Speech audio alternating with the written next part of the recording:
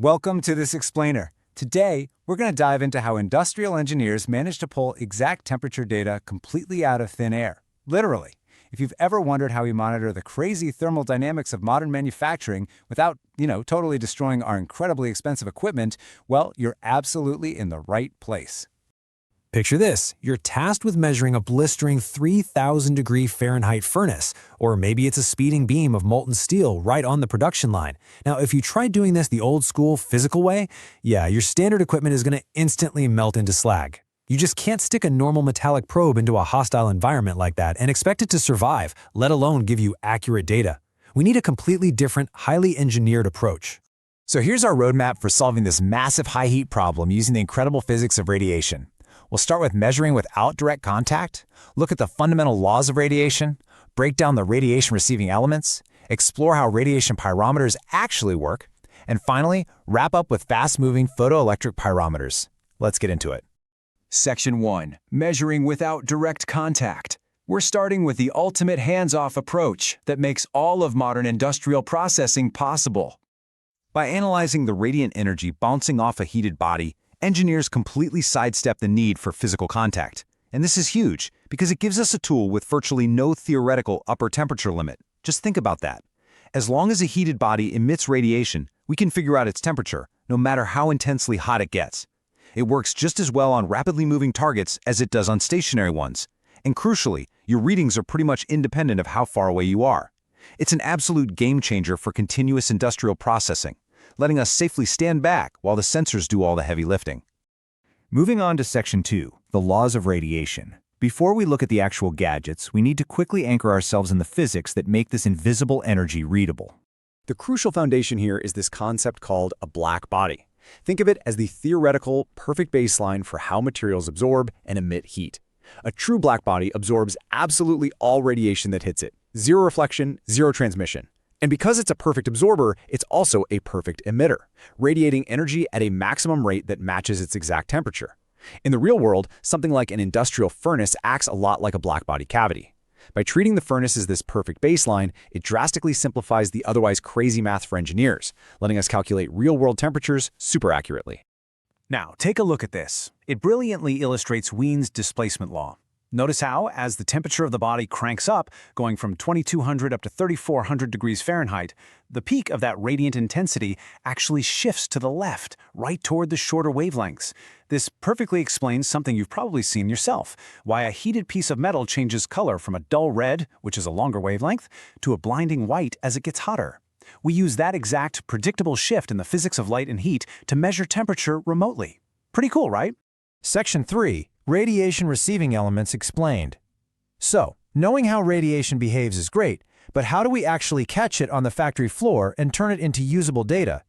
Enter specialized hardware called radiation receiving elements. These basically sit at the heart of our instruments. Their one and only job is to capture that radiant energy we just talked about and translate pure heat into an electrical signal that a computer or a technician can actually read.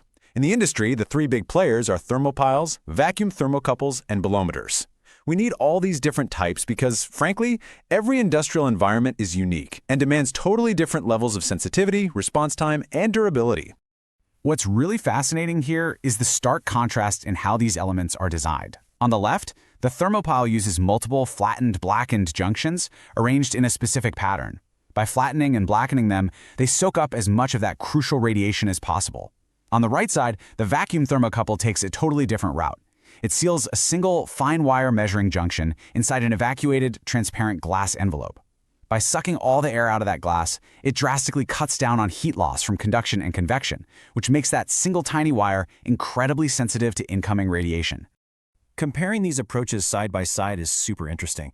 While both thermopiles and vacuum thermocouples generate a thermal electromotive force, or EMF, based on the temperature difference between their junctions, the bolometer takes a completely different path. It acts as a resistance thermometer using an ultra-thin strip of nickel foil. And when I say thin, I mean just 0.1 microns thick. That detail alone shows the extreme precision we're dealing with. Instead of generating a voltage, it just measures the tiny changes in electrical resistance as that unbelievably thin foil heats up from the radiant energy. All right, Section 4. Exploring radiation pyrometers. Let's see how all these components come together into one complete industrial device.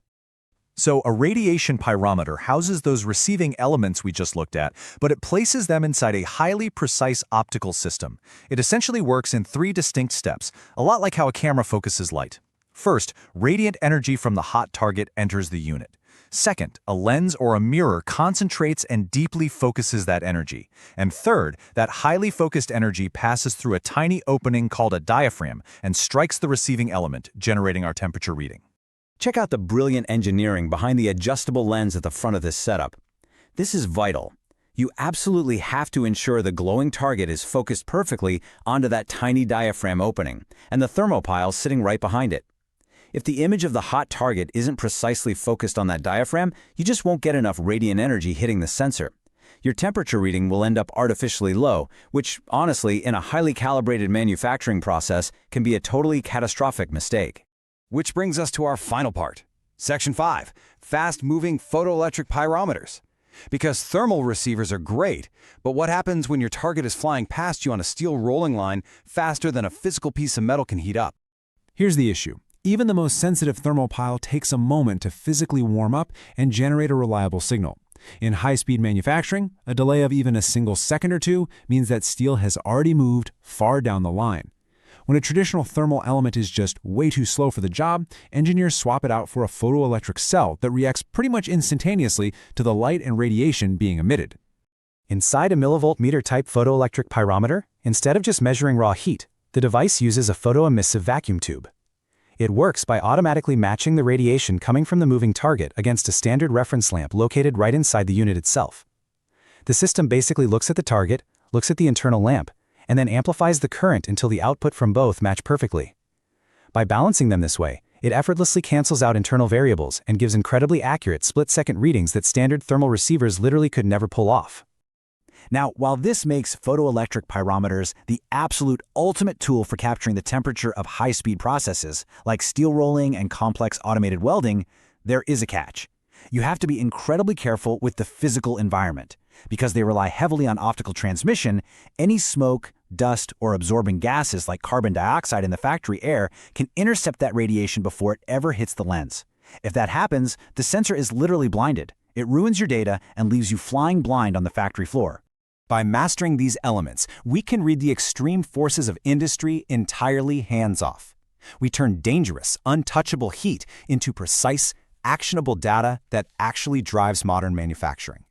Understanding how we can manipulate these physical laws really makes you wonder, as our sensors get faster and our lenses get sharper, what other invisible metrics are just waiting for the right lens to be seen? Thanks for joining this explainer, and keep questioning what's hidden in plain sight.